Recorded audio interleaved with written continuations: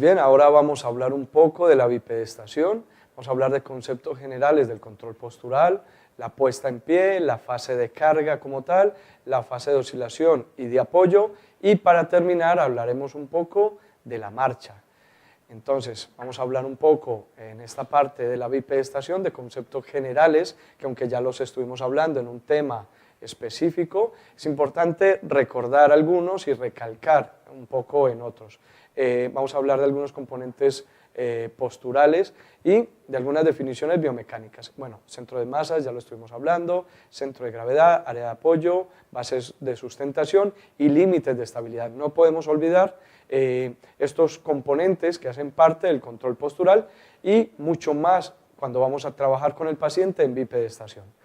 Dentro de estos aspectos que hemos mencionado antes, posiblemente nos basamos en unos conceptos más generales y utilizamos estrategias para el control postural. Ya antes habíamos mencionado algunas de ellas y otras no. Uno de ellos, por ejemplo, es la alineación corporal. La alineación corporal cumple un papel muy importante dentro del trabajo de bipedestación. Lo mencionamos también un poco cuando estuvimos hablando en algunos componentes de las cadenas miofaciales o musculares. Cuando hay una descompensación de algunos grupos musculares, sabemos que la alineación corporal y postural también se puede ver afectada. Vamos a imaginarnos aquí en este dibujito que vemos ahí de esos cubos, vamos a imaginarnos el cubo amarillo. Bien, vamos a pensar que si yo quito el cubo amarillo, evidentemente los cubos superiores van a caer, el cubo azul, el cubo rojo van a caer.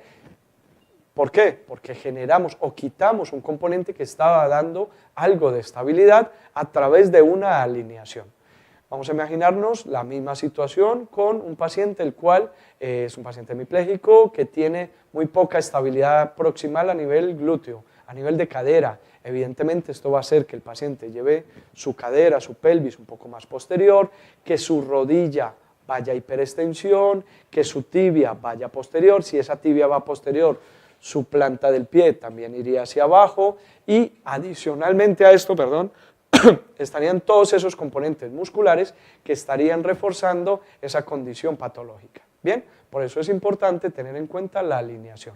Luego, el tono muscular también lo estuvimos hablando, el tono postural, la importancia que tiene el tono postural, las reacciones posturales y las reacciones de balance, ¿vale? Reacciones de equilibrio, de enderezamiento y de apoyo, y también estuvimos mencionando un poco, hablando acerca de las estrategias anteroposteriores, como son la estrategia de tobillo, la estrategia de cadera y la estrategia de paso. Bien, ahora vamos a meternos ya de lleno al trabajo con el paciente para lograr la bipedestación. Primero entonces, la puesta en pie requiere de algo muy especial. ¿Y qué es ese algo especial? Requiere del trabajo del pie.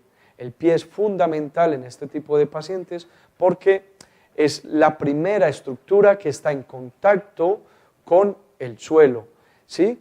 Por lo cual, evidentemente, es una estructura que tiene unas grandes componentes estructurales, como lo vemos aquí en esta diapositiva, coordina 19 músculos, 28 huesos, 33 articulaciones, 107 ligamentos, es decir, una gran cantidad de receptores, tanto de tipo articular, de presión, como sensoriales, que dan mucha información al pie. Por eso es muy importante poder trabajar el pie antes de realizar la bipedestación, ¿sí?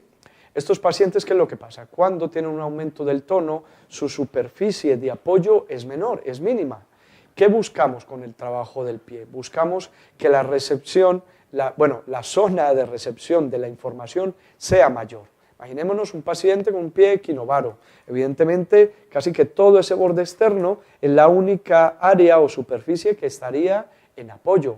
El resto no, el resto estaría volando, por lo cual la información que tiene ese paciente de estabilidad es mínima, ¿sí? Se siente inestable, se siente inseguro. ¿Por qué? Porque tiene muy poca área de apoyo. Mediante el trabajo que hacemos específicamente con el pie, el área de apoyo va a aumentar. Al aumentar esa área de apoyo, evidentemente, vamos a mejorar el componente perceptivo de información que nos ayude a tener una mejor y una mayor estabilidad.